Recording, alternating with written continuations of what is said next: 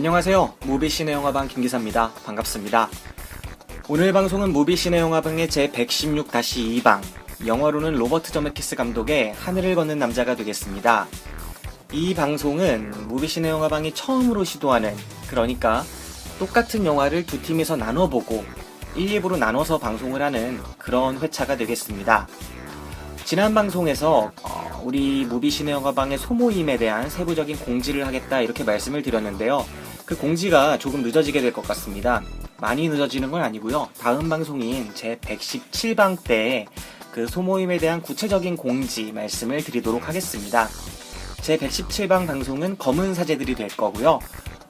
그 방송에서 우리 소모임이라는 어플에서 무비시네 영화방이 어떻게 소모임을 꾸려갈지에 대해서, 그리고 청취자 여러분들이 어떻게 그 소모임이라는 어플에 접촉할 수 있는지에 대해서 말씀을 드리도록 하겠습니다. 특별한 문제가 생긴 건 아니고요. 개인적으로 좀 바쁘고 그러다 보니까 준비가 조금 늦어져서 그렇게 됐습니다. 12월 중에 저희 무비시네 영화방의 첫 번째 소모임이 이루어질 수 있다면 좋겠다라고 생각을 하고요. 늦더라도 2016년 1월에는 함께 이제 신년을 맞이하면서 같이 영화를 보고 이야기를 나눌 수 있고 하면 좋겠다고 생각을 합니다. 많은 분들이 참가하지 못하더라도 최악의 경우 저와 박기사 이렇게 둘이서 만나서 영화를 보더라도 소모임이라는 어플을 통해서 영화를 보고 함께 이야기를 팟캐스트 녹음을 하든가 그렇게 하도록 하겠습니다. 어느덧 11월, 녹음을 하는 지금 이 시간은 11월 16일인데요. 조금 계속 며칠째 비가 내리고 있는데 너무 생티해지지 않고 평상심을 유지하면서 발전적인 삶을 살아갈 수 있었으면 하는 바람을 가져봅니다. 그럼 저희 무비시네 영화방과 함께 즐거운 하루 보내시기 바랍니다. 지금 바로 방송을 시작하겠습니다. 감사합니다.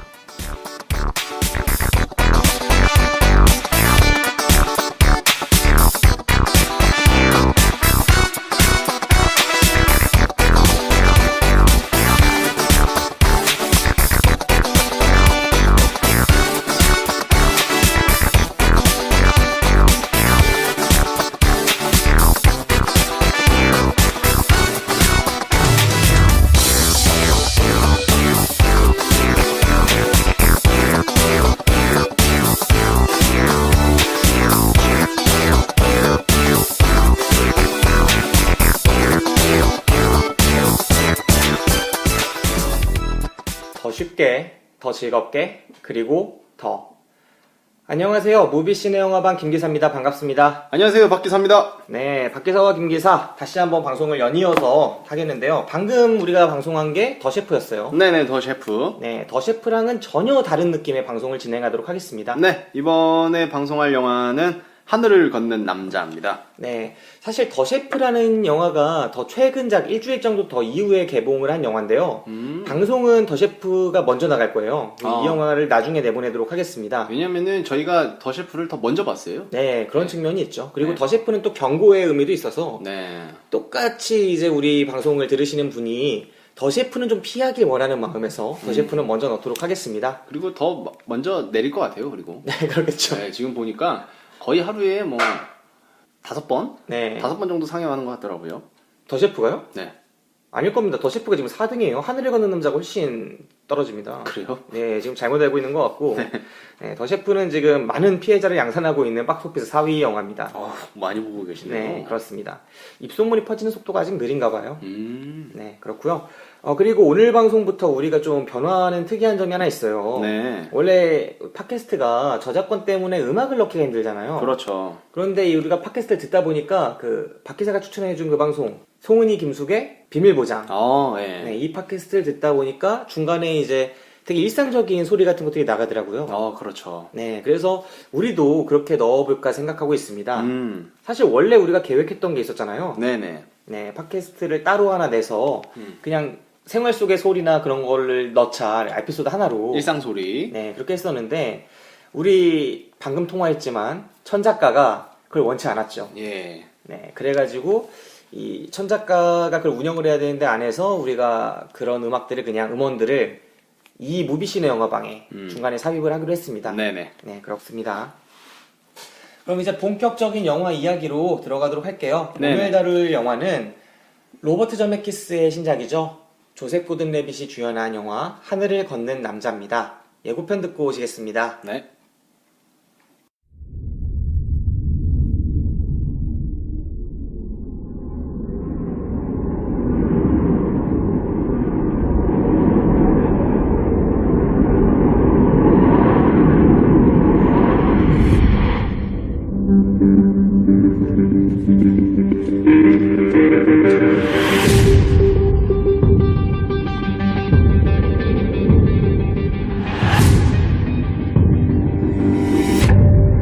When people ask me, why do you risk death?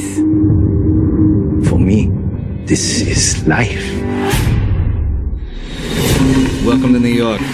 Anything to declare? I'm going to hang a high wire between the two towers of the World Trade Center and walk on it. Good luck.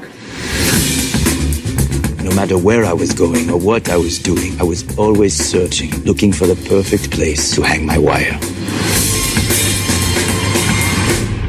Whoa. I need you to help me pull this off. I got just the guys. Now it starts. I'll figure out how to get the wire across.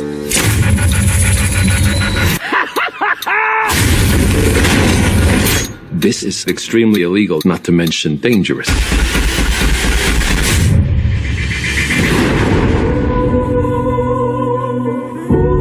My head is full of doubts. When it's time to step on the wire, I don't know if I'll be able to take my first step. Your heart will tell you what to do. This isn't a game, Philippe. One mistake out there, and you're going to die.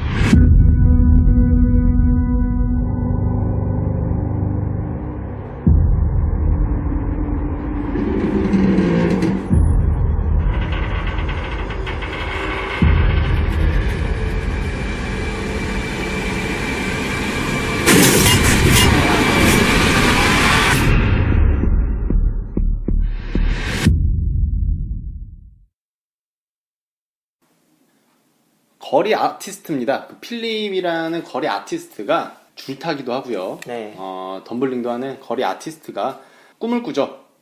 꿈을 꾸는데 그 뉴욕에 있는 월드 트레이드 센터를 그 줄을 매달아서 줄타기를 해서 걷는 꿈을 꿉니다. 그래서 그 꿈을 이루는 조력자들을 구해서 그 꿈을 이루는 실화를 바탕으로 한 영화가 이 하늘을 걷는 남자의 주된 스토리라고 볼 수 있습니다. 네. 하늘을 걷는 남자. 이야기 줄거리 이렇게 말을 하자면 사실 되게 간단해요. 영화는 2시간 정도 되는데 이야기는 사실 어떤 사람이 꿈을 꾸죠. 뭔가를 간절히 바라갑니다. 뭐냐면 그 당시에 건설되고 있었던 세상에서 가장 높은 빌딩, 쌍둥이 빌딩이죠. 그렇죠. 지금은 테러로 사라졌죠. 9.11 네네네. 테러로 사라진 월드 트레이드 센터였나요? 네네. 그 빌딩이었는데 이 빌딩과 빌딩 사이에 와이어를 매놓고 그 옥상에서 이 줄 하나를 통해서 건너가지고 다른 빌딩으로 가는 것, 이게 꿈입니다. 원래 줄타기를 하는 사람이기 때문에 이 줄을 통해서 세상에서 가장 높은 곳에서 줄을 매놓고 줄타기를 하고 싶다, 이게 꿈이고 그걸 이루기까지의 과정입니다. 사실 말도 안 되는 도전이죠. 근데 이게 실화입니다. 네, 실화입니다. 네, 사실 이 이야기가 먼저 다큐멘터리로 제작이 돼가지고 맨 온 와이어라는 영화로 아카데미 다큐멘터리상을 받았다고 해요. 네, 그랬던 이 영화가 로버트 저메키스라는 명감독이죠. 포레스트 검프, 캐스트어웨이 뭐 이런 명작들을, 뭐 옛날에는 백투더퓨처 줄줄이 명작들을 양산했던 이 감독의 손에서 극영화로 다시 태어난 겁니다. 배우는 조셉 고든 레빗이 맡았고요. 네. 네, 그런 점에서 상당히 주목되는 작품이라고 할 수 있었겠습니다. 네. 네. 저는 영화를 보고 나서 한번 이걸 찾아봤어요. 네. 찾아봤는데 실존 인물이 그때 이제 찍은 사진들 있잖아요. 네. 그러니까 영화를 보면은 영화에서도 이제 조력자 중에 이제 사진을 찍어주는 네. 이제 친구들이 있는데, 사진을 찍어주는 친구들이 이제 실존에서도 있었을 텐데 네. 그 사람들이 찍은 사진이 싱크로율이 진짜 똑같은 거예요. 아, 그래요? 네, 정말 닮았어요. 조셉 고든 레빗이랑 정말 비슷하게 생기고, 네. 그 당시에 그 여자친구 있잖아요. 네.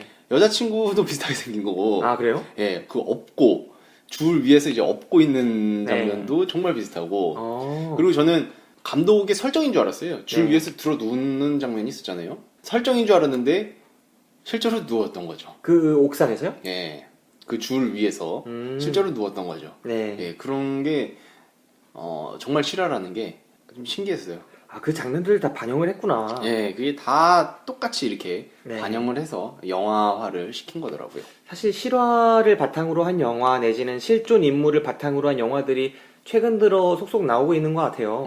얼마 전에도 그 영화 배우 제임스 딘의 이야기를 하나 해서 나왔었잖아요. 라이프라고 라이프. 해가지고 그 데인드한이랑 해가지고 나왔었는데 그 영화에서도 실제로 있는 사진들을 반영을 영화 속에 해가지고 영화를 찍었다고 하더라고요. 근데 이 영화는 좀 더 극적인 장면을 많이 반영을 한 실화 바탕의 영화라고 할 수 있겠습니다. 그렇죠. 네. 사실 이 영화 감독인 로버트 제메키스부터 이야기를 해야 될 것 같아요. 스티븐 스필버그, 이게 상당히 미국의 상징적인 감독이지 않습니까? 그렇죠. 예. 미국에서 상업 영화로는 가장 유명한 감독인데 스티븐 스필버그의 그늘에서 성장한 스티븐 스필버그 사단이라고 해도 돼. 그런 멤버들 중에 한 명입니다. 근데 수많은 감독들이 있었어요. 뭐 조존 스톤부터 해가지고 스티븐 스필버그 그 사단 안에 많은 감독들이 있는데 그 중에 스필버그랑 견줄 만한 감독으로 성장한 유일한 인물이 로버트 제메키스입니다. 네, 지금도 스필버그를 존경한다고 하고, 그러니까 보통 그런 경우가 많잖아요. 누군가가 많이 끌어주고 도와주고 해가지고 커버리면은 어느 순간 그 사람을 다시 안 보고 혹은 경쟁자가 되고 좀 적대시를 하는 경우까지도 찾아볼 수 있는데 저메키스는 좀 달라요. 스필버그를 상당히 지금도 좋아하고 스필버그도 저메키스를 상당히 아끼고 믿는 후배이자 뭐 그런 관계로 갖고 가는 그런 인물들이에요. 그런 점에서 좀 생각해 볼 점이 있고요. 그러면서도 스필버그와 너무 많이 비교가 되죠. 그렇기 때문에 그런 게 스트레스로 작용할 수 있는데도 불구하고 항상 좋은 말만 합니다. 그러면서도 꼭 이 감독을 뛰어넘고 싶어 하는 모습들이 많이 보이고요. 동시에 알프레드 히치콕을 상당히 좋아해서 긴장감, 서스펜스 이런 측면에서 알프레드 히치콕을 넘고 싶다라는 이야기도 많이 하고 그런 감독이라고 할 수 있겠습니다. 그리고 점점 2000년대 들어서면서 스필버그랑 비슷한 행보를 보이고 있어요. 영화 연출보다는 제작이나 기획 쪽에 좀 빠져서 그런 쪽에 욕심을 내고 있고요. 그러면서도 마음에 드는 시나리오나 이런 걸 받아들면은 뭐 3, 4년에 한 번씩이라도 영화를 또 연출을 하는 그런 노장입니다. 네. 대표적으로 백투더퓨처 시리즈, 죽어야 사는 여자, 콘택트, 포레스트 검프, 캐스트어웨이 이런 영화들이 있고요. 그나마 최근작인 포레스트 검프나 캐스트어웨이 같은 영화를 보면은 하늘을 걷는 남자랑 상당히 비슷한 구석들이 있죠. 주인공 인물 한 명의 일대기 가까운, 일대기라고 하기보다는 어떤 긴 하나의 사건을 다루는 네, 그런 한 명의 이야기에 집중하는 영화들이고요. 남자 한 명의. 그리고 그 속에서 어떻게 보면 미국의 어떤 보수주의적인 가치들이 좀 알게 모르게 상징적으로 반영된 부분들도 많은 그런 영화입니다. 그렇기 때문에 좀 돌아볼 만한 점들이 많은 작품이지 않을까, 이야기해볼 만한 점이 많은 영화지 않을까 생각을 해봅니다. 네. 박 기사 이 영화 어떻게 봤어요? 저는 이 영화를 어떻게 보면은 첫 경험이라고 할 수 있죠. 네. IMAX 3D라는 첫 경험을 했어요. 예전부터 한번은 경험해보고 싶다라는 생각을 많이 해봤는데 네네. 한 번도 경험을 못 해봤거든요. IMAX 3D 본 적이 없었어요? 예, 한 번도 없었었어요. 첫 경험은 그러니까, 잘했네. 예, 3D라는 거는 몇 번 봤었죠. 네. 3D는 몇 번 봤었는데 뭐 아바타도 봤었고요. 닌자 예전 터틀. 저희 닌자 터틀도 봤었고 몇 번 보긴 했었는데 IMAX 3D는 이번이 처음이었거든요. 네. 그래서 IMAX 상영관도 처음 갔던 것 같아요. 예. 사실 IMAX라고 해서 굉장히 더 클 줄 알았는데 저희가 더 컸던 영화관을 갔던 기억이 있던 거예요. 아, 영등포. 예. 거기가 훨씬 커요? 거기가 훨씬 크죠. 거기는 500몇 석이잖아요. 네. 예, 근데 보통 IMAX 같은 경우는 300몇 석이니까 거기는 무슨 스타디움 뭐 이러잖아요. 네. 거기가 진짜 큰 거죠. 어. 저희가 그때 뭘 봤었죠? 방황하는 칼날이었나요? 네, 그렇죠. 예, 그거 시사회를 보느라고 거기 갔었는데 사실 그건 스크린 작아도 되는데. 예, 그거는 작아도 되는 건데 거기가 엄청 컸던 거고 예, 아무튼 IMAX라는 상영관 정말 좋더라고요. 그래서 저는 웬만하면은 네. IMAX 3D로 상영하는 영화가 있으면은 가서 봐야겠구나 라는 생각을 했습니다. 그렇게 차이가 컸어요? 그러니까 재미 면에서 네. 확실히 다가오는 게 다르더라고요. 그건 작품이 좋아서 그래요. 나도 엄청 재밌게 봤어요. 아, 그런가요? 네. 이게 그냥 2D로는 안 봐서 잘 모르겠는데 네. 우선 3D로 봐서 그런지 그 중간에 네. 그 서커스 그 서커스장이 있었잖아요. 네네. 거기서 몰래 줄탄가? 네, 줄 타다 내려오는 장면이 있잖아요. 내려온 장면이 있었고 이제 줄 타다가 그 다 와갖고 네. 발발발발 떨다가 그렇죠. 떨어질 뻔한 장면이 있어요. 그래서 네. 줄이 훅 떨어지는 장면. 네. 그게 3D로 왔었는데 정말 시급합니다. 아, 진짜 그렇습니까? 예, 그건 진짜 시급합니다. 오. 예, 그래서 굉장히 그 기억이 남고 아무튼 이게 3D 효과가 생각보다 굉장히 좋았고요. 네. 그리고 IMAX라는 게 저는 네. 별로 이게 차이가 없을 줄 알았어요. 저도 그럴 것 같은데요. 예, 차이가 없을 줄 알았는데 이게 화면이 예전에 인터스텔라를 네.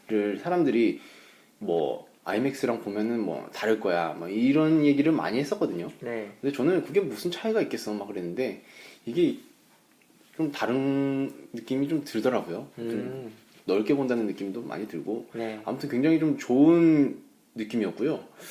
앞으로도 굉장히 IMAX로 개봉하는 영화가 있으면은 돈을 좀 더 주고라도 차라리 밥을 안 먹고 네. 집에서 먹고 영화관을 가더라도 거기 가서 보는 게 낫겠다라는 생각이 들 만큼 굉장히 좋은 경험이었습니다. 아, 극찬을 하네요. 예. 근데 저는 이 영화를 2D로 본 입장에서 나중에 다시 한번 박기사가 IMAX를 다른 영화를 보고 와서 말을 하면은 그때 이제 저는 선택을 하겠습니다. 네. 네. 저도 이 영화를 엄청나게 재밌게 봤거든요. 음. 네, 그래가지고 그렇고요. 아, 그래도 IMAX 3D. 제가 궁금한 게 그 3D면은 닌자 터틀 때도 그렇고 약간 자막이랑 괴리되는 느낌이 있지 않아요? 살짝 그런 건 있죠. 네. 약간 튀어나오는 게 약간 네. 그런 게 있는데 그러니까 2D로 봤을 때 네. 닌자 터틀을 저희가 굉장히 재밌게 봤잖아요. 그렇죠. 네, 근데 2D로 보신 분들이 네. 닌자 터틀을 욕하시더라고요.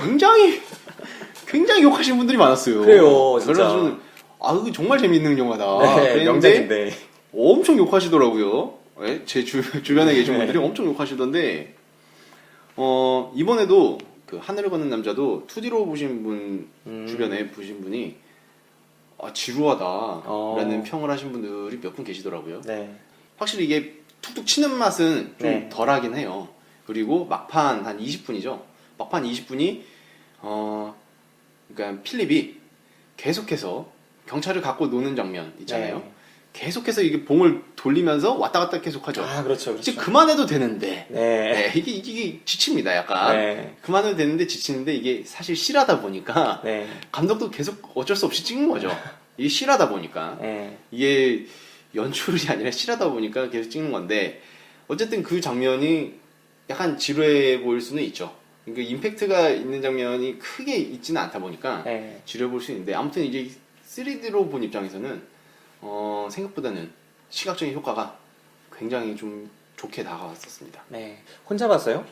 저는 이제 와이프랑 같이 봤죠. 음. 근데 와이프도 굉장히 재밌게 봤고요. 네. 그렇습니다.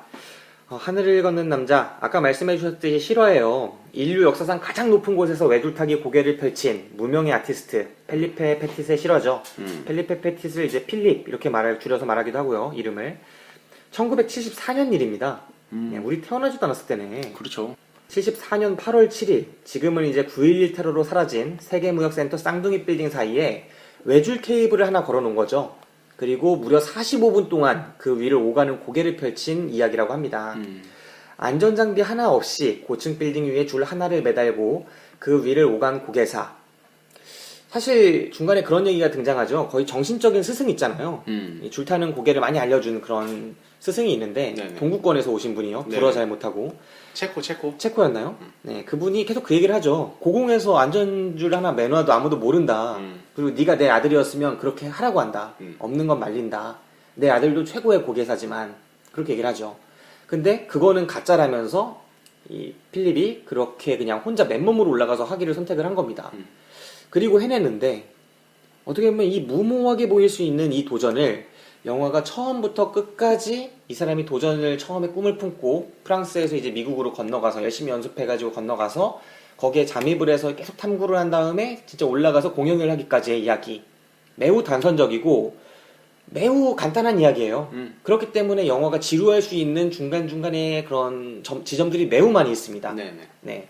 너무나 짧게 처리할 수 있는 영화를 2시간짜리로 만들었고 그렇기 때문에 이 인물이 처음에 뭐 캐릭터를 보여주는 부분부터 해서 꿈을 품고 나서 열심히 연습하는 부분, 친구들을 하나하나 모아가는 과정, 그리고 올라가서 줄을 타는 것도 심지어 지루할 수가 있어요. 너무 길게 표현되다 보니까. 그런데 이것들을 매우 세련된 연출, 감각을 통해서 안 지루하게 만들고 있다는 거죠. 중간중간에 사실 나레이션으로 풀어가잖아요. 그렇죠. 네, 나레이션으로 풀어가는데 주인공인 조셉 고든 레빗이 어디에서 나레이션을 합니까? 그 자유의 여신상. 네, 자유의 여신상 그 어깨 위에서 나레이션을 해요. 그 장면 자체가 어떻게 보면 시각적인 그 위압감이라는 게 있거든요. 네, 그 장면 자체가 평이하지가 않고 그런 나레이션 장면이 나올 때마다 시각적인 충격이 있기 때문에 그 자체로 재미가 있고 긴장이 됩니다. 그리고 이야기가 조금씩 지루해질 법하면은 이 로버트 제메키스가 타고난 이야기꾼이라 그 장면을 그냥 평이하게 연출하질 않아요. 계속 조금씩 에피소드를 삽입을 하고 신선하게 보이는 장면들을 집어넣고 철저하게 계산된 그 인물 사이의 관계들을 보여주고 그리고 또 지루해질만 하면은 캐릭터를 하나하나 동료들을 모아가는 과정들 나중에 줄을 탈 때는 또 그냥 그 멋스러운 구름이 막 끼었다가 뭐 시각적으로 되게 극대화시키거든요. 그 그렇죠. 긴장감을. 그런 모습들 또 지나가면서 막 대사로 처리하잖아요. 그 파파 누구라고 그러죠. 그 별명이 그 정신적인 지주가 네. 나사를 2개만 자기는 하려고 했는데 3개 하게 해서 정말 고마워요. 왜냐하면 그 나사가 뒤로 묶여 있고 거의 풀어지려고 하고 이런 것들도 그렇게 대사로 처리하면서 긴장감을 주고 이런 과정들이 하나하나 적절한 지점에 정말 이정표처럼 딱 지칠만 하면은 산행할 때 그러잖아요. 지칠만 하면 표지판 하나씩 달아놓잖아요. 그런 것처럼 절묘한 위치에다 박아놨다. 그런 생각을 했습니다. 이건 정말 연출이 아주 잘 된 영화다. 네, 그런 생각을 할 만큼 좋은 영화였어요. 네. 사실 이 영화를 보시면서 좋았던 장면, 특별히 기억에 남는 장면이 있다면 밖에서는 어떤 장면들을 꼽아볼 수 있을까요? 아까 말씀하신 대로 중간중간에 계속해서 이게 지루한 틈이 없었다는 게 약간 긴장감을 좀씩 줬던 게 이제 줄을 연결하러 가는 장면 그런 장면들에서도 이제 경비원이 있잖아요. 그렇죠. 네, 경비원이 있을 때도 계속해서 약간의 소소한 긴장감을 계속해서 줬었고 그렇죠. 미스테리한 인물이 마지막에 올라와요. 아, 그 장면. 네, 그 장면이 있는데 결국에는 누군지는 잘 모르는데 네. 정말 어처구니 없게도 올라왔다 그냥 내려갑니다. 네. 예, 그 조셉 고든 레빗이 쇠파이프 쇠파이프 들고 있긴 한데 그냥 내려가는데 그 인물에 대해서는 이거는 실화인지 뭐 아닌지 알 수 감독의 뭐 연출인지는 알 수 없지만 자서전을 어디가 안 봤습니다. 예, 뭐 알 수는 없지만 아무튼 뭐 그런 장면이라든지 그리고 뭐그 고소공포증이 있는 그 친구와 둘만의 네. 그 선 위에서 네. 발발발발 떨면서 긴장감이 있었던 그런 장면이라든지 그런 장면 그 엘리베이터 홀 같은 데서 그렇게 있었던 그렇죠. 거? 네. 아. 그런 장면들이 굉장히 그렇죠. 곳곳에 잘 들어와 있어서 그렇죠. 참 저는 개인적으로는 지루하지는 않았던 것 같아요. 네. 그러니까 확실히 이게 임팩트를 확 주는 장면은 처음에 발을 디뎠을 때가 가장 임팩트를 줬었죠. 그렇죠. 네, 그때가 가장 임팩트를 줬었는데 그 이외에 뭐 지루하다고 느꼈던 장면 크게는 없었던 것 같고 네. 좀 아쉬웠던 장면은 이제 여자친구 네. 떠나잖아요. 그렇죠. 네, 여자친구가 얼마나 희생했습니까? 얼마나 희생하고 자기의 꿈도 버리고 그렇죠. 예, 남자친구를 위해서 뉴욕까지 왔는데 이제 조셉 고든 레빗 그 필립이 네. 예, 싫어하긴 했지만 잠깐 이제 여자친구를 위해서 파리로 잠깐 가줬어야 되지 않나. 예, 그게 좀 아쉬웠습니다. 예, 여자친구를 위해서 잠깐 가도 되지 않았을까. 네. 예, 굳이 그렇게 뉴욕에 남았어야 됐을까. 그거는 사실 제가 생각하기에는 이 영화가 아무래도 주인공인 펠리페 패티스의 자서전을 바탕으로 만들어진 영화잖아요. 미화가 된 부분이 있습니다. 여자가 떠나는데 이유가 있지 않았겠습니까? 그렇겠죠. 네, 이유가 있었을 거고 이 여자가 이제 미국까지 와서 그렇게 응원을 했다가 파리로 돌아가는데 뭐 그 이유는 너는 꿈을 이뤘으니까 나도 꿈을 이루겠어 하고 가는데 사실상 이별이거든요. 네, 다시는 이제 못 만나는 그런 사이가 됐고 내가 보기엔 네. 그래서 생각을 했어요. 이게 성공을 하니까 네. 이제 명예가 막 올라왔잖아요. 그렇죠. 신문에도 많이 나오고요. 네. 엄청나게 들러붙었을 거란 말이에요. 미국 여자들이 네. 바람이 난 거죠. 가능성이 없다고 생각은 하지 않습니다. 그렇죠. 네, 근데 꼭 바람이라고 표현하기보다는 바람 이전에 뭐 가능성을 보고 헤어졌을 수도 있고 그리고 내지는 뭐 계속 줄만 탔어. 이 사람이 진짜 좀 또라이적인 성격이잖아요. 뭐 하나에 꽂히면 그것만 하는데 이 사람이 이 사건 이후에도 줄을 탔거든요. 그 공원에서 뭐 사회봉사를 하라고 해가지고 줄을 또 타고 계속 분명히 줄을 탔을 거예요. 더 인기를 얻은 이후엔 돈 받고도 타고 했을 거란 말입니다. 분명히 다른 목표를 세웠을 거다. 이 주인공은 꿈을 맨 처음에 여자가 따랐을 때는 저 빌딩 위에서 하는 게 평생의 꿈이다라고 했겠지만 그때 나이가 21살이에요. 그렇죠. 네. 보통 에베레스트 올라가는 사람이 에베레스트만 올라갑니까? K2도 있고 뭣도 있고 하지 않습니까? 그러니까 이 인물도 분명히 그 이후에 고층 빌딩이 안 세워진 것도 아니고 두바이도 가고 그렇죠. 그랬겠네. 두바이도 가고 뭣도 가고 지금도 타고 있을지 몰라요. 그렇기 때문에 아마도 질려서 떠나는 거를 이 인물이 미화한 걸 수도 있겠다. 자서전에서. 네, 그럴 수도 있다고 생각을 합니다. 네, 그런 부분이 있었어요. 지금 여러분께서는 김기사, 박기사가 진행하는 무비시네 영화방을 듣고 계십니다. 우리들의 팟캐스트 방송국 DPS. 이 펠리페 페티스의 이런 고객이 20세기 최대의 예술 범죄로 불렸던 이 사건, 사실 이 커다란 사건 이전에도 그 프랑스에서 또 노틀담 대성당에서 줄타기 한번 하지 않습니까? 네. 그런 장면도 등장하고 영화 속에서 아까 말씀해주신 제가 생각해 볼 때 그 장면 정말 좋네요. 그 고소공포증 있는 친구, 그것도 또 싫어하는지 모르겠지만 그 친구 때문에 긴장이 되는 게 장난 아니에요. 네, 정말 그 친구의 역할이 대단하거든요. 연기도 잘했고. 그 선생님. 네, 선생님, 수학 선생님. 그 장면도 상당히 좋았습니다. 사실 이 영화의 가장 매력적인 건 흔히 그 인터스텔라 이전에 나왔던 그래비티인가요? 네네네. 그 영화를 가리켜서 사람들이 시각적 충격을, 그러니까 간접 체험하게 했다. 영화가 시각적으로 관객들로 하여금 주인공이 경험하는 것들을 간접 체험하게 하는 그런 영화적인 매력을 있다. 그렇게 얘기를 많이 했었는데 저는 이 영화도 비슷한 효과가 있었다고 생각을 합니다. 그러니까 지상으로부터 412m 높이, 그리고 그 빌딩과 빌딩의 거리가 42m, 그리고 와이어의 폭은 2cm. 이 위에서 펼쳐지는 그런 혁명적인 그런 도전을 영화가 관객들로 하여금 간접적으로 체험하게 해요. 그러니까 이 사람이 첫 발을 뛸 때, 그리고 처음 거기까지 오갈 때, 그리고 파파의 이야기가 있지 않았습니까? 줄타기 하는 애들의 대부분은 저 마지막 두 발에서 떨어져 죽는다. 근데 그 두 발 때문에 끝까지 긴장하게 돼요. 마지막에 백하고 하지 할 때는 좀 긴장을 덜 하지만 분명히 그때는 계속 긴장이 된단 말이에요. 그리고 그런 것들을 표현하는 게 분명히 CG겠죠. 조세 코르네밋이 거기 탔을 리는 없으니까. 그렇죠. 그 빌딩도 없고. 그 CG도 상당히 잘 써가지고 진짜 같고, 그리고 구름이 확 거칠 때, 안개가 거칠 때 되게 진짜 같고, 이런 것들이 역시 헐리우드에서 가장 기술적인 것들을 자연스럽게 드라마 속에 잘 녹이는 그런 기술적인 감독, 로버트 점메키스의 장점을 유감없이 발휘된 그런 영화지 않았나, 그런 생각도 됐습니다. 네. 자, 좋았던 장면 박 기사가 하나 얘기를 했고, 저도 이 영화에서 좋았던 장면을 이야기를 하자면, 사실 이 영화에서는 정말 다 좋았어요. 다 좋았는데 저는 이 영화의 전반부가 또 매력이 있더라고요. 주인공의 캐릭터가 어떻게 보면은 그랜드 부다페스트 호텔 혹시 기억나세요? 네네네. 그 영화를 보면은 액자식 구성이라고 하죠. 예. 뭐 앨범식 구성이라고도 할 수 있고, 그 영화에 자꾸 책 속에 책으로 들어가잖아요. 이야기 속에 이야기. 그러다 보니까 옛날 얘기 같을 뿐만 아니라 어떻게 보면 좀 꿈 같은 이야기처럼 펼쳐지죠. 이야기가. 그래서 약간 동화적으로 펼쳐지기도 하고. 근데 이 영화 하늘을 걷는 남자에서도 약간 나레이션 구성이고, 그러다 보니까 어떤 인물의 입을 통해서 이야기 속으로 들어가는 거거든요. 그렇죠. 그렇기 때문에 전반부가 약간 동화적으로 구현이 돼요. 마치 그 그랜드 부다페스트 호텔에서의 이야기처럼. 그래서 실제 지금 펼쳐지고 있는 실화라기보다는 어떤 사람이 과거에 했었던 이야기처럼 우리한테는 들리는 거죠.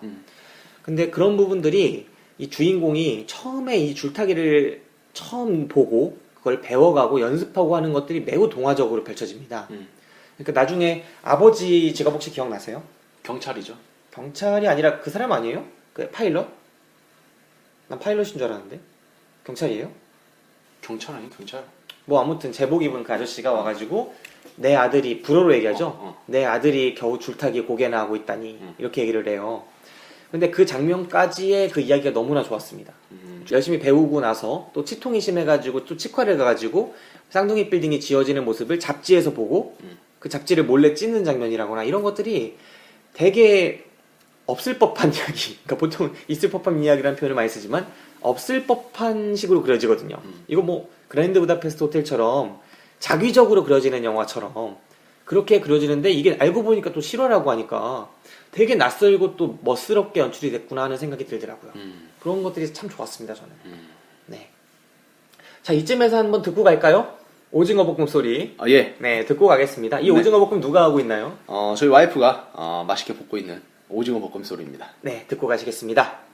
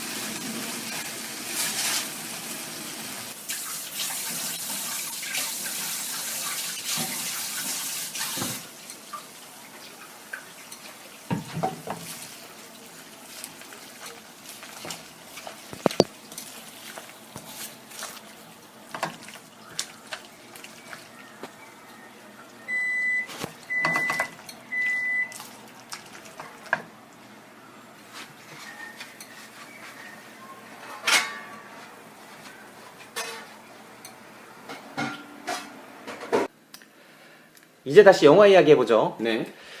제가 전 방송에서 말씀을 드렸었는데 더 셰프 방송이었죠.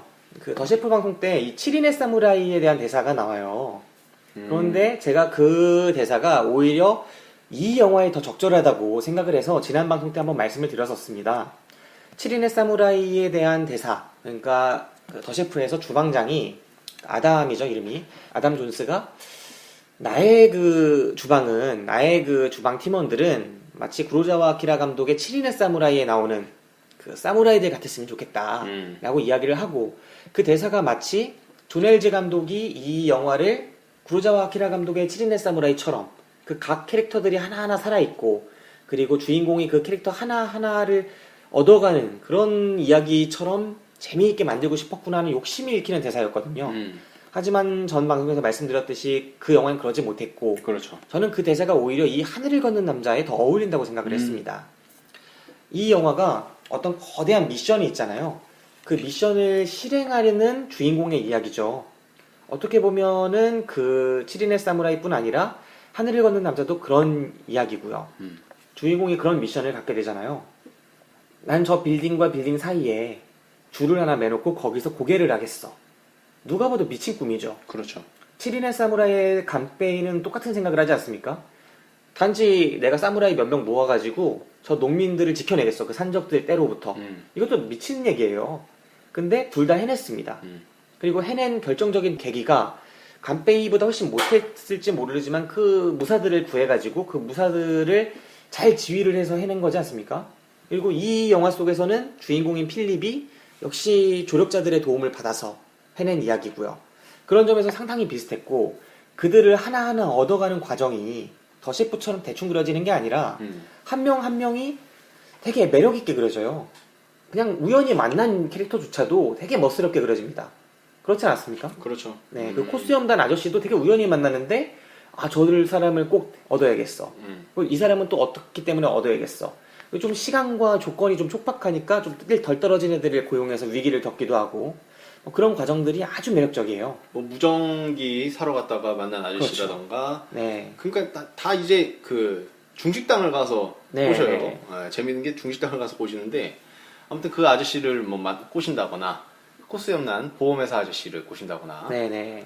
그 다음에 뭐 사진 친구, 네. 그 다음에 무전기 아저씨 꼬시면서 소개받는 네. 그 또라이 친구들 2명이죠. 그렇죠. 네, 그 친구들을 꼬신다거나, 아무튼 뭐 조력자들을 이제 모으는 데 있어서 그 캐릭터들이 그 드러나는 네. 예, 그런 모습들이 저희가 앞서 말씀드린 그 더 셰프라는 영화에 나온 캐릭터들과는 상당히 좀 다른 느낌의 네. 예, 그런 모습을 좀 보여줬던 건 확실한 것 같습니다. 네.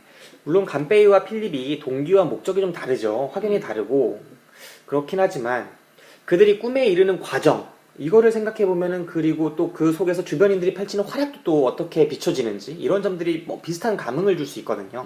관객들한테 현실판 어벤져스 같은 느낌을 줄 수가 있지 않겠습니까? 뭐 그렇기 때문에 상당히 유사한 멋이 있다. 그렇게 생각을 하고요. 무모해 보이는 프로젝트를 위해서 이제 동료들을 모으고 그들과 이상을 나누고 서로를 이해해 나가고 이런 과정이 드라마적으로 좀 부족하긴 해도 그날 밤 장면 있잖아요. 그러니까 이 주인공이 너무나 불안에 떨면서 잠을 못 이룰 때 여자친구가 와서 얘기를 하죠. 단 한 번도 저들한테 고맙다는 말을 안 했잖아. 그렇죠. 어떻게 그럴 수 있어? 라고 하는데 주인공은 그게 안 들리죠, 사실. 왜냐면 지금 미치겠거든. 나 죽을지도 모르고, 솔직히. 내가 생각해도 내 꿈이 좀 이상한 것 같고. 그래서 그런 짐이 도구가 든 상자를 관이라고 부르기도 하고, 그렇긴 한데, 갑자기 또 들어와서 막 망치를 막 두드려서 사람들 다 깨우더니 고맙다고 하죠.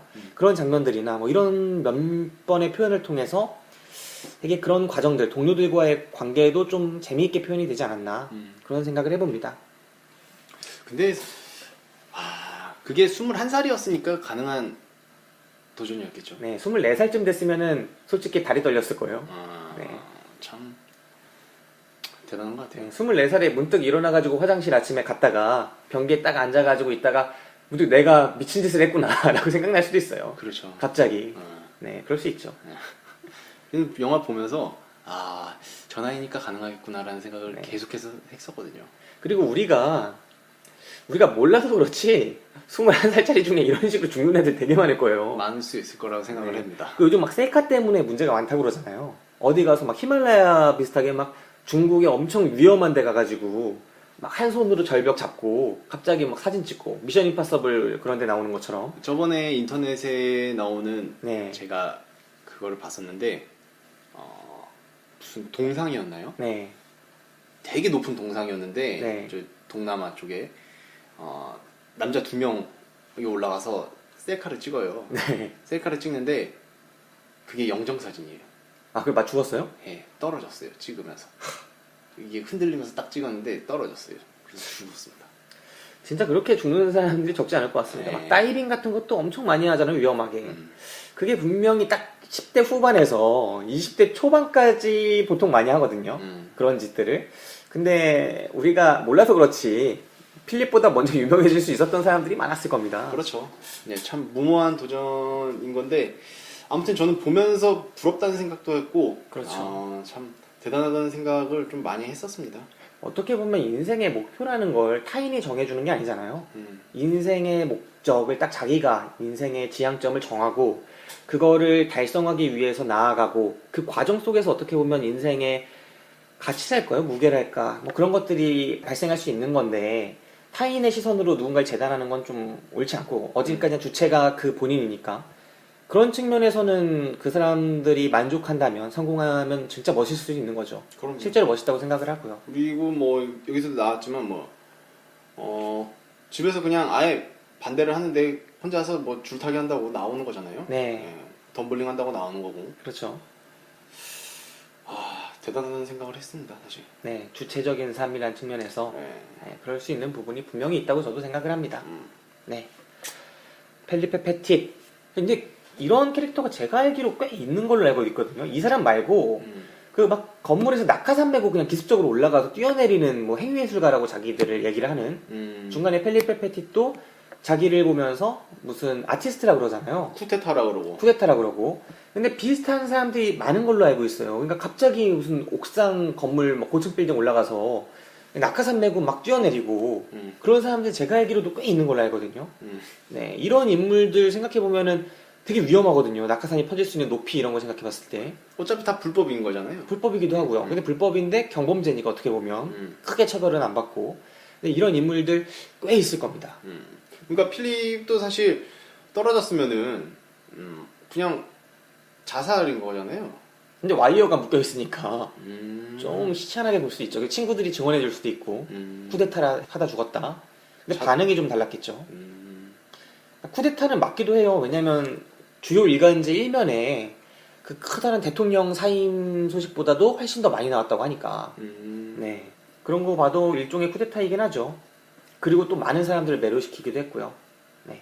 실패를 했어도 실패를 했으면 아니었겠죠. 실패를 했으면은 좀 위험한 것들이 강조가 되고 그렇죠. 그러지 않았겠습니까? 아무튼 뭐 네. 성공을 해서 지금도 뭐 잘 먹고 잘 사는지 잘 살겠죠. 그리고 판권도 엄청 받지 않았겠습니까? 네, 엄청나게 받았을 텐데. 네. 그리고 인생 살면서 자기가 주인공인 영화가 나왔다는 자체가 그리고 전 세계로 수출이 돼서 막 세계인이 본다는 것 자체가 대단한 영광일 것 같습니다. 아무튼 싱크로율이 굉장했던 거는 분명했습니다. 네. 그럼 제가 이 영화를 보면서 가장 크게 느꼈던 거 지금부터 말씀을 드릴게요. 네. 저는 이 영화를 보면서 옛날에 그런 얘기가 있었어요. 이 로버트 제메키스 감독의 가장 유명한 작품이죠. 포레스트 검프를 보면서 많은 사람들이 이 영화는 보수적인 가치가 투영된 미국의 보수주의 영화다. 그리고 이건 진보주의에 대한 모욕이고 매우 불쾌한 작품이다. 이거는 미국의 미래가 보수에 있다는 것을 아주 교묘한 방식으로 상징을 통해 드러내고 있다. 이런 이야기를 되게 많이 했던 영화였습니다. 대표적으로 이 포레스트 검프가 그 군대 입대를 해서 베트남 전쟁에서 싸우다가 한 명을 구해가지고 막 나오잖아요. 네. 그 인물 이름이 텍스예요. 텍사스의 줄임말이다. 뭐 이런 이야기들도 있고.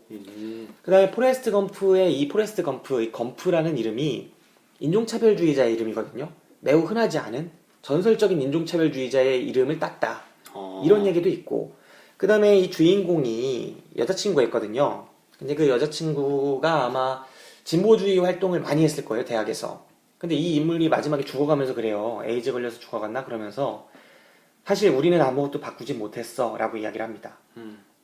우리는 아무것도 바꾸지 않았어. 이걸 일종의 진보주의자들이 보수주의에 건네는 패배선언 이렇게 해석하는 경우도 있거든요. 근데 이런 상징들이 너무나 많이 흩어져 있다 보니까 제 생각에는 저는 포레스트 검프를 매우 좋아하는 관객이고 지금도 좋아하고 또 톰 행크스를 위대한 배우라고 생각을 하고 로버트 제메키스를 뛰어난 감독이라고 생각하지만 그럼에도 동시에 이 상징들이 분명히 일부 유능한 평론가들이 했던 말처럼 분명히 교묘하게 그런 것들을 강조하고 있다라는 점도 저는 개인적으로 맞다고 생각을 합니다. 그렇지 않으면 너무나 그런 것들이 많이 들어가 있어요.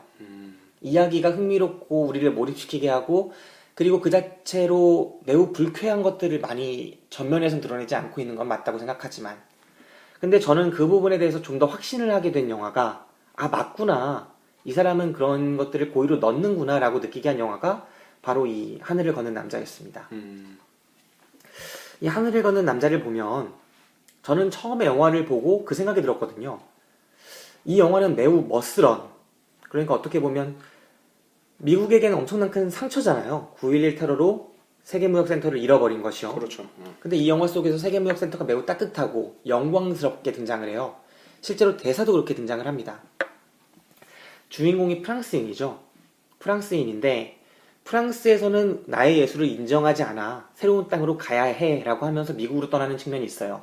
그리고 영화 중간중간 계속 그런 대사가 나와요. 대표적으로 이 인물이 영어를 되게 좋아합니다. 프랑스어를 쓰는 그 주변 친구들과도 자기도 프랑스인인데 영어를 써요.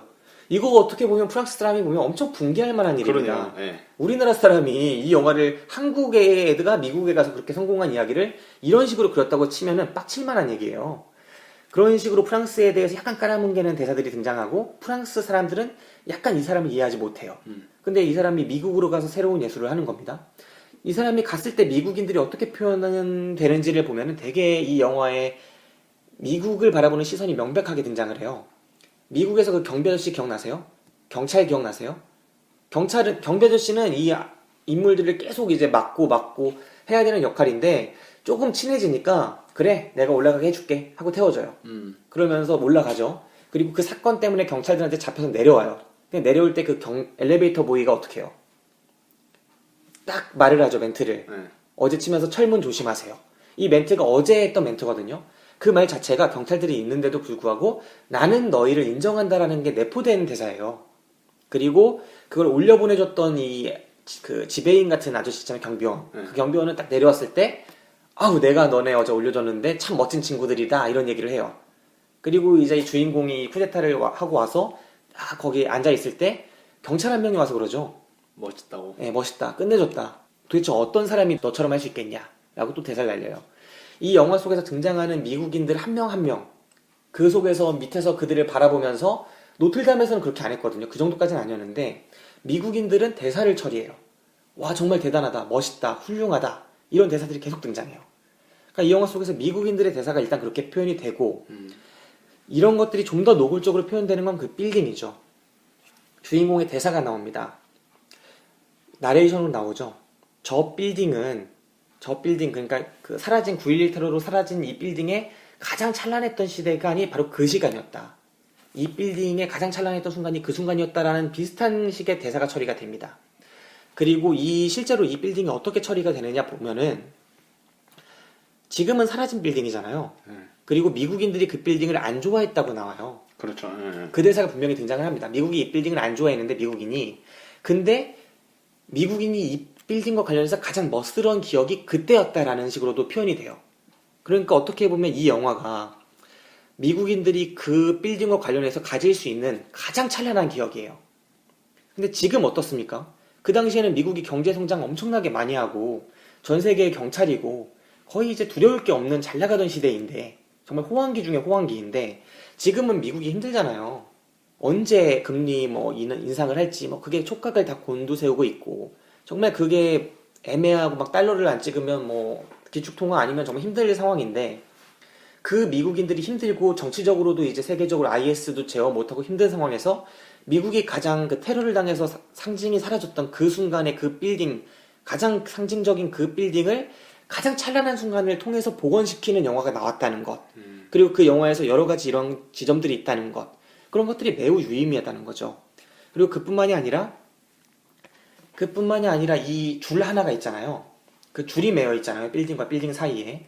근데 그 줄만 매여 있는 게 아니에요. 그 줄만 매어놓고 주인공이 그걸 탔으면은 그냥 주인공의 이야기겠죠. 근데 줄 사이에 아까 말씀드린 것처럼 그거를 지탱하는 수많은 와이어들이 묶여 있어요. 그 수많은 와이어들이 이 줄과 함께 빌딩을 엮고 있죠. 그러니까 결국은 이 빌딩이 이 와이어를 지지해주고 있는 거예요. 저는 이 영화를 보면서 주인공만큼이나, 그러니까 이 영화에 주인공인 필리페 패킷 말고 또 다른 주인공이 하나 있다면 그거는 여자 주인공도 아니고 주인공이 모았던 그 다른 사무라이들도 아니고 결국은 빌딩이다. 이 쌍둥이 빌딩이 주인공인 필립과 함께 두 번째 대척점에 있는 주인공이다라고 생각됐을 만큼 이 빌딩이 강조가 돼요. 결국엔 마지막에 딱 그 대사 한 편을 통해서죠. 주인공이 결국은 성장 드라마이기도 합니다. 이 영화는 주인공이 처음에는 자기는 서커스 하는 사람이 아니다, 아티스트다 라고 얘기를 해요. 그러면서 그 파파와 갈등을 빚는 장면이 그 장면이에요. 파파는 계속 인사를 가르쳐요. 관객을 존경해야 한다. 진짜 누군가를 존경해야 한다. 곡에 사는 누군가를 존경할 때 진정한 아티스트가 된다. 이런 식으로 얘기를 하는데, 내가 왜 존경하냐? 내가 내 힘으로 내가 공연을 하는데, 내가 나를 극복하고 내가 올라가서 공연을 하는 거기 때문에 나는 아티스트고 저들은 나의 공연을 사는 거다 라는 식으로 얘기를 하죠. 둘의 예술관이 달라서 대립을 하는데 결국은 주인공이 변화해요. 그 줄 위에서, 가장 높은 그 쌍둥이 빌딩 위에서 고개를 하다가 어느 순간 느끼는 거죠. 나 혼자 하는 게 아니다. 결국은 나를 지탱해주고 있는, 나의 고개를 지탱해주고 있는 이 와이어와 이 와이어를 지탱해주고 있는 그 보조줄과 또 그 보조줄을 지탱해주고 있는 결국엔 빌딩이 나를 도와주고 있는 거다라고 생각을 해서 빌딩에 대해서 마지막에 정말 경건하게 인사를 합니다. 그 정말 멋스러운 인사를 해내잖아요. 그 장면이 매우 상징적이라는 거죠. 이 영화가 빌딩에 보내는 주인공의 인사인 거죠. 근데 여기서 끝나면 이건 주인공이 빌딩에 보내는 찬사예요. 근데 그렇지 않아요. 이 주인공은 더 상징적인 인물이에요. 어떤 상징이냐면 1970년대에 미국이 아닌 다른 사회에서 주류가 아니었던 사람이 미국으로 넘어와서 단지 꿈과 이상만을 쫓아서 미국으로 넘어와서 성공을 했고 미국인들은 그를 받아줬어요. 인정해주고. 이거 아메리칸 드림이라는 미국의 성장 배경과 매우 엮이는 부분이 있는 거죠. 다른 사회에서 비주류였던 사람들이 꿈만 꾸고 넘어와서 인정 못 받던 사람들이 넘어와서 꿈을 이루고 미국에서 성공하는. 근데 그들이 어디서 성공하냐면 결국은 이 월드 트레이드 센터 세계무역센터에 거기서 성공을 하는 거예요. 그 세계무역센터의 지지를 받아서. 근데 세계무역센터의 지지를 받아서 이들이 아메리칸 드림을 이룬다. 세계무역센터가 뭘 하던 집단입니까?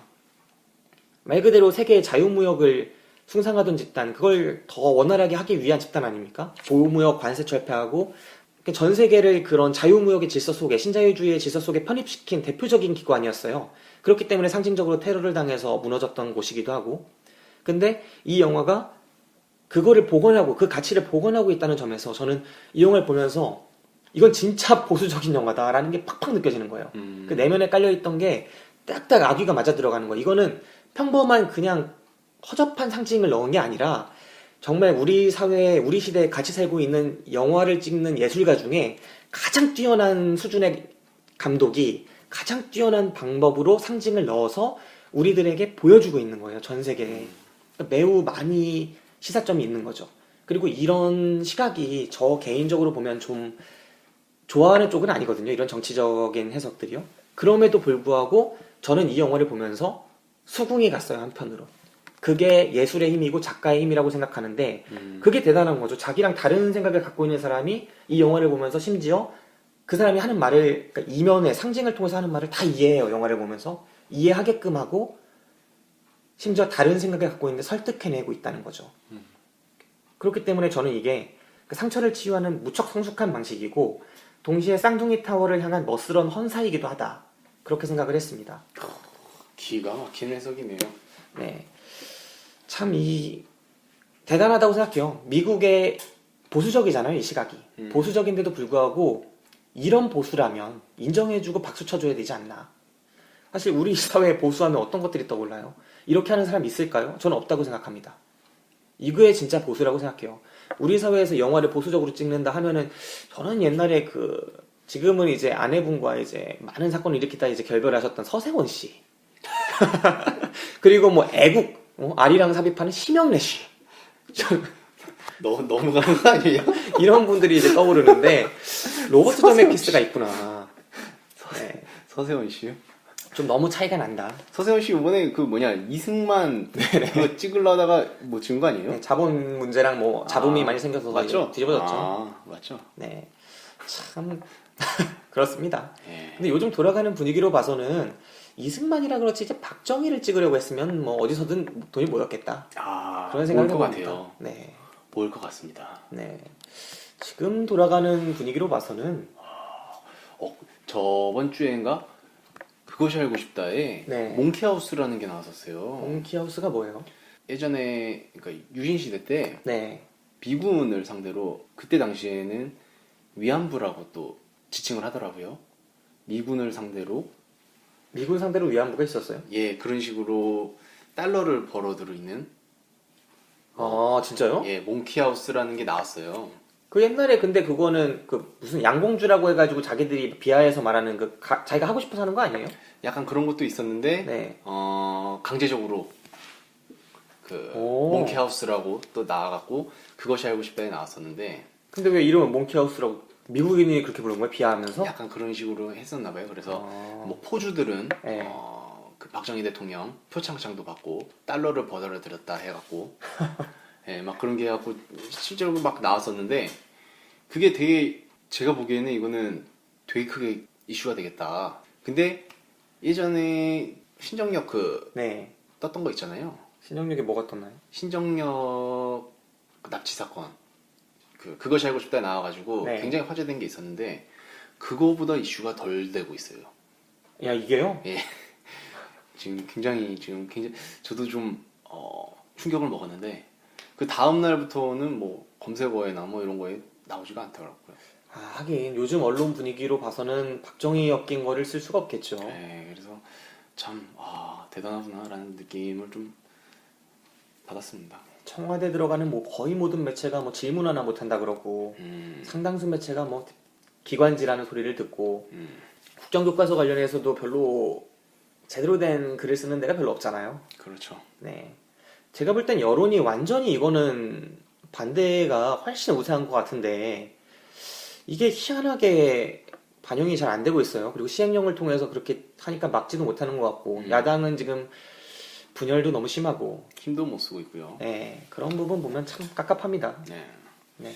이번에 그래서 그것이 알고 싶다 PD가 굉장히 좀 위험하다 사람들이 막 그랬는데 네. 예, 결국은 뭐 이렇게 크게 이슈도 안 되면서 좀 그렇게 흐지부지하게 또 묻히는 것 같아서 좀 안타깝다라는 생각을 했습니다. 네, 투표를 잘합시다, 여러분. 예. 네, 잘하고요. 지금 제가 이 영화 속에 있는 상징에 대한 이야기를 마지막으로 해드렸고, 이 영화에서 그래도 저는 대체로 좋았습니다만, 아쉬웠던 부분이 있다면 그래도, 뭐 한번 꼽아볼까요? 아쉬웠던 부분. 저는 약간 초반 전개가 약간은 좀 늘어지지 않았나, 전체적으로. 아, 제가 좋다고 했던 그 부분이네요. 아니, 그 부분 말고요. 네. 이제 파파와 네. 뭐 이런 약간의 과정이나 이런 게 약간은 그 부분이 살짝 좀 지루한 감은 약간 느낄 수 있을 법한 장면은 좀 있었어요. 그러니까 네. 조력자들을 찾기 전이죠. 그렇죠. 그런 점은 조금 편집을 해서 좀 줄여갖고 네. 한 5분, 10분 정도 줄여서 좀 나왔으면은 좀 더 이렇게 압축해갖고 잘 짜여진 영화가 네. 되지 않았을까라는 아쉬움은 좀 있었습니다. 네, 그럴 수 있죠. 어떤 영화는 할 말이 되게 많은데 2시간이 되게 제약이 되는 영화가 있고, 이거는 되게 단순한 영화잖아요. 정말 단순한 영화라서 되게 단선적이고, 할 말이 별로 없어서 1시간도 충분히 찍어낼 수 있겠다 싶은 영화인데, 그렇죠. 그런데 이 영화를 2시간으로 만들면서도 이 정도로 지루하지 않게 만든 건 상당한 공헌입니다. 하지만 분명히 이 영화를 보면서 저는 이런 드라마를 되게 좋아하고 또 조메키스 감독의 연출을 정말 좋아하는 스타일이거든요. 그런데도 누군가는 지루하겠다라고 생각했던 지점들이 있어요, 사실. 이런 부분들이 분명히 있었고, 또 경비원들이 막 올라오는 장면들 있잖아요. 그런 부분도 저는 조금 지루하게 느껴지는 부분들이 있더라고요. 그런데도 그런 부분이 분명히 있었기 때문에 좀 그렇게 생각이 됩니다. 네, 몇 장면은 약간 이렇게 커팅을 했으면은 네. 좀 더 깔끔하지 않았을까라는 조그만 아쉬움은 좀 있었습니다. 4번 간 것도 좀 심했어요. 자꾸 왔다 갔다 하면서. 그렇죠. 물론 45분 했다고 하니까. 네, 싫어하긴 한데 네. 싫어하긴 하지만 약간의 좀 커팅은 있었어야 되지 않았을까. 근데 대단한 놈 아닙니까? 제가 45분을 하다니. 그 위해서. 불어넣었다는 거는 나는 연출인 줄 알았어요. 근데 들어놓는 장면도 되게 연출도 잘 됐고, 진짜 충격적이 좀 있었어요. 그러니까 자꾸 왔다 갔다 할 때는 사실 지루해지려고 하잖아요. 인사하고 들어놓을 때는 또 긴장이 오더라고요. 멋스럽기도 하고, 긴장보다는. 이게 원래는 그냥 영화였으면은 네. 그 장면에서 이제 막 흔들흔들 거리거나 맞네요. 이런 긴장감이 있었을 텐데 실화였기 때문에 음. 또 그런 긴장감을 또 줄 수 없었던 좀 아쉬움은 좀 있었던 것 같아요. 실화인데 마지막에 또 흔들거리진 않았나요? 두구름 좀 남기고 흔들거리지 않았었나요? 약간 근데 본인이 좀 웃고 있었죠. 약간 그랬구나. 약간 놀리는 듯이. 네. 저는 또 긴장이 많이 됐던 장면 중에 하나가 되게 좋았던 장면이에요. 누워있다가 갑자기 이제 일어나서 불안감에 떠는 장면이 그거잖아요. 새 때문에. 진짜 그 외에도 새 날아다니나 보더라고요. 근데 제 생각에도 그 전에 한 번도 생각을 안 한 거예요, 저도. 왜냐면 이들이 올라갈 때 그런 걸 고려를 할 법도 한데, 관객들한테도 그거를 전혀 예상하지 못하게끔, 일종의 그게 반전처럼 느껴질 만큼 그 전에 새에 대한 위협이 안 드러나요, 연출적으로. 그러다 갑자기 새가 와서 거기 앉잖아요. 앉았나요? 아니면 지나갔나요? 지나갔죠. 지나갔죠. 그걸 보면서 저는 이거 진짜 확 충격이 와닿더라고요. 네. 그게 이제 그 폭풍이 온다 그래가지고 네. 새가 이제 약간 낮게 날면서 온 걸 텐데 네. 그러니까 처음에 저는 이게 건너는 게 이제 불가능하다라는 느낌을 받았던 게 처음에 이제 긴장감이 가장 컸을 때는 몰래 계단을 통해서 옥상에 올라가요. 네. 올라간 다음에 그 철근 위에 맨 처음에 올라가죠. 네네. 그때가 굉장히 가장 많이 됐었어요. 네. 바람 많이 불고 네. 바람이 저렇게 많이 부는데 줄타기를 할 수가 있을까라는 생각을 맨 처음에 했던 거죠. 네. 근데 줄타기 할 때는 생각보다 이제 바람 부는 이런 게 좀 덜해가지고 긴장감이 좀 덜했는데 그런 거를 연출로 좀 더 많이 잡았으면은 좀 더 오금 저리는 장면이 좀 더 많이 늘어나지 않았을까라는 네. 좀 아쉬움도 좀 있었습니다. 진짜 담력은 엄청 세더라고요. 엄청 센 거죠. 생각해보니까 그 빌딩 위에서 계속 가장자리로 막 나가는 장면들이 되게 많이 등장을 하는데, 예를 들면 그 사진 찍는 친구가 중간에 화살을 쏴주잖아요. 네, 그때 이제 화살에 줄을 하나 묶어갖고 쏴주는데 그렇죠. 그게 안 떨어져 있어요. 그래서 진짜 웃긴 장면인데 옷을 다 벗고 어떻게 그 화살 찾아보려고 낚싯줄 찾아보려고 막 발광을 하는데 없죠. 나중에 찾아보니까 저 밑에 떨어져 있는 거예요. 빌딩 외벽 쪽에. 그거가 막 간당간당하고 그걸 또 주스러 내려가고 이런 것들이 관객 입장에선 엄청 쫄리는 장면인데 주인공은 사실 그런 상황이 아니거든요. 편안하게 주워오고 또 그런 장면들도 상당히 계속 잔잔한 긴장을 계속 줘요. 네, 확실히 서스펜스에 집중하는 그런 장면이 있었고 최근에 거장이라고 불리는 감독들 또 제가 좋아하는 감독들이 많이 천착하는 부분이 그 긴장 서스펜스인 것 같아요. 관객들이 계속 지루하지 않게 그러니까 히치콕이 그런 얘기를 했었잖아요. 자기는 영화를 찍으면서 관객의 마음, 심리 상태를 안다. 그러니까 자기는 촬영 중인데 영화를 계속 찍고 있는데 찍으면서 나는 이걸 보는 관객들이 어떤 느낌일지 안다. 이런 얘기를 했었는데 요즘 명장이나 거장이라고 불리는 감독들이 그 부분을 많이 집중하는 것 같아요. 주세페 토르나토레라고 시네마 천국 만들었던 최근에 언노운 우먼도 찍었었고 베스트 오프도 찍었던 감독도 상당히 영화 내내 마치 하나의 선 그러니까 딱 한 줄로 이어져 오는 거죠. 그 선이 마치 너무 팽팽해서 툭 하고 끊어지면 완전히 와르르 무너질 것 같은 그런 영화들을 찍어내는데 로버트 저메키스는 그와는 조금 다른 방식의 서스펜스를 또 주려고 하는 것 같아요. 팽팽하게 이어지진 않지만 계속 뭔가 끊어지지 않고 지탱되고 있는 그런 느낌이 있어서 참 좋았습니다. 네. 이 영화 하늘을 걷는 남자에 대한 이야기는 어느 정도 나눠본 것 같고요. 네. 이 영화에 대한 추천 비추천 시간으로 가보도록 하겠습니다. 네. 지금 여러분께서는 김기사, 박기사가 진행하는 무비시네 영화방을 듣고 계십니다. 우리들의 팟캐스트 방송국 DPS. 저는 이 영화를 우선 추천을 드리겠습니다. 네, 왜 추천인가요? 우선은 뭐 IMAX 3D 제가 초반에 말씀을 드렸었는데 IMAX 3D로 본 영향도 좀 있긴 있을 거예요. 네. 그래서 좀 재미를 좀 더 높게 느꼈던 것 같기도 한데 저는 영화를 보면서 느꼈던 점으로는 영화를 보는 내내도 그랬지만 네. 특히나 막판에는 주인공에 대한 열정에 부러움과 부끄러움을 동시에 느꼈다라는 한 줄 평을 하면서 이 영화를 추천을 드리겠습니다. 네, 저 역시 이 영화가 추천입니다. 앞에 이 영화를 추천하는 이유에 대해서는 충분히 말씀을 드렸는데요. 상처를 치유하는 성숙한 방식이었다고 생각을 합니다. 이보다 한 사회가 입은 상처를 더 성숙하게 치유하는 영화가 있을 수 있을까? 그러니까 그 얘기가 아니잖아요, 어떻게 보면. 겉으로는 그 얘기를 하고 있지 않지만 안으로는 그 얘기를 충분히 하고 있고 상징적으로 그 다음에 쌍둥이 타워에 대한 멋스러운 헌사이기도 하죠. 지금은 사라진 그냥 이 빌딩 자체만으로 봐도 이 건축물 자체만으로 봐도 이 건축물이 가장 찬란했던 순간을 가장 멋있게 보여주고 있다는 점에서 그랬습니다. 그리고 손에 땀을 쥐고 있더라고요. 제가 어느 순간 딱 그러면서 이제까지 어떤 영화를 보면서 내가 손에 이만큼 땀을 쥐었었나, 손에 땀을 쥔다는 표현은 바로 이런 작품을 위해서 존재하는 게 아닌가 그런 생각을 했습니다. 네. 이 영화 추천드립니다. 네, 추천. 그리고요, 요즘에 개봉된 영화인데, 네. 최근에 재개봉됐습니다. 이터널 선샤인이라고, 개인적으로는 인생 영화라고 생각하고 있는 영화인데, 많이들 봐주시기 바랍니다. 그 인생 영화 최근에 봤잖아요. 네. 그럼 기억에 남는 장면 간단하게 영화 설명해주고 영화 안 보신 분들도 있을 거니까. 예, 그렇죠. 네, 한번 간단하게 해주고 해보세요. 이거는 영화가 좀 독특하게 흘러갑니다. 오프닝이 30분 후에 나와요. 아, 그래요? 네, 그렇죠. 오프닝이 30분 후에 나오고, 그 다음에 여자 주인공의 머리 색깔이 시간의 흐름과 관계가 있습니다. 네, 잘 살피셔서 영화를 봐주셨으면 좋겠습니다. 그리고 최근에 뭐 이별을 하셨거나 권태기가 오시는 분들, 뭐 그런 분들은 영화를 보시고 본인에 대한 아니면은 상대방에 대한 사랑의 감정을 다시 한번 좀 상기시킬 수 있는 좋은 시간이 분명히 되실 거라고 생각을 합니다.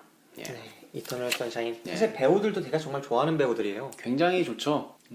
우선은 윈슬릿. 네, 케이트 윈슬렛 나오고 윈슬렛 누나 나오고요. 짐 캐리 나오죠. 네, 캐리 형 나오는데 짐 캐리의 그 우울한 모습을 굉장히 어색해하시는 분들도 많을 거예요. 네. 근데 원래는 약간 희극 배우 느낌이니까.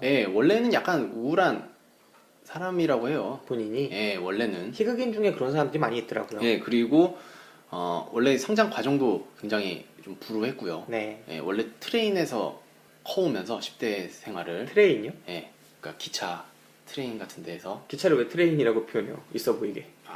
있어 보여요? 그러니까 기차 위에 트레인 네.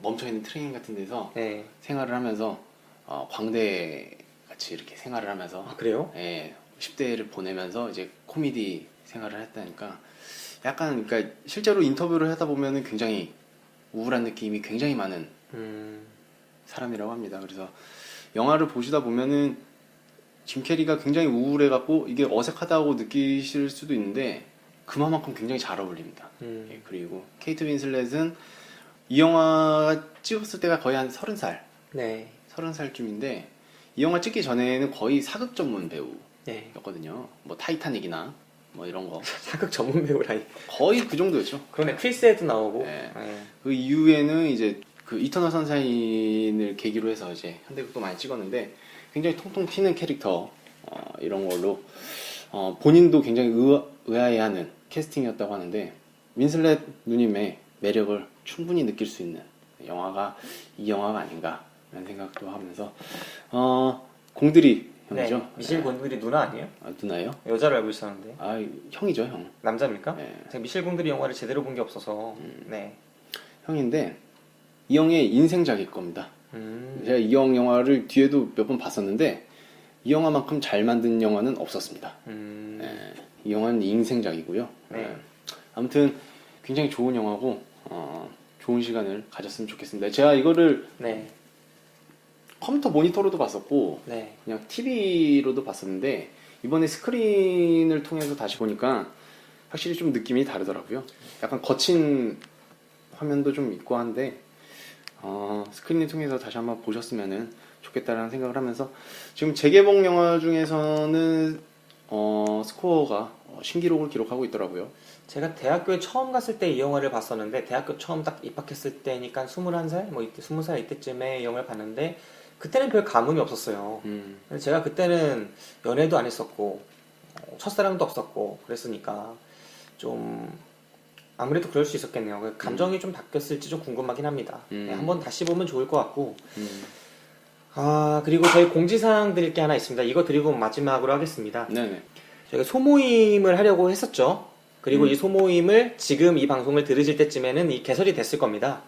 그래요? 개설이 네. 돼서요. 왜 돈 낸다며요? 그래요? 예, 네. 그렇죠. 이 소모임 개설해가지고 이 운영을 할 건데 네네네. 뭐 크게 부담 가지시지 말고 그 한 달에 한 번 정도 저희가 영화를 뭐 같이 볼 수 있으면 좋고요. 만나서 그냥 뭐 밥 한 번 먹을 수도 있고 뭐 그런 거 많이 하지 않습니까? 뭐 카페나 뭐 온라인에서 만나시는 분들도 많은 걸로 아는데 저희는 굳이 다른 데서 이제 모일 거 없이 그냥 방송 듣는 사람들이 한번 만나도 좋겠다라고 생각을 해서 그렇게 추진 중에 있습니다. 추진 중에 있는 게 아니라 이미 하고 있을 거예요. 그리고 이번에 너무 그 참여가 사실 저조했어요. 거의 뭐 3-4분 정도 연락이 왔는데 4분이죠, 4분. 4분 왔는데 그분들이 다 참여를 하실지도 모르겠고 좀 그렇습니다. 하지만 뭐 이 소모임이나 어플 특성상 저희가 개설을 해놓고 있으면 많은 분들이 또 이제 연락을 해주시고 참여를 하실 수 있으니까 네, 그런 점을 좀 기대하고 있고요. 방송을 안 들으시는 분들도 네, 뭐 그렇습니다. 앞으로 그냥 종종 만나서 영화 같이 보고 그럽시다. 네. 여기 들으시는 분들이 참여를 못할 수 있는, 그러니까 불이익을 당할 수 있는 아쉬움이 있는 거죠. 네, 그렇습니다. 무비시네 영화방 그 소모임에 참여하기 위해서는 저희 소모임이라는 어플을 치면 나와요.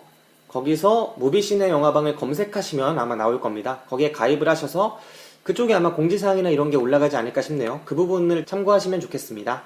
그럼 오늘 방송 여기서 마치도록 하겠습니다. 지금까지 김기사였고요. 박 기사였습니다. 들어주신 여러분들 감사합니다. 감사합니다. 행복하세요.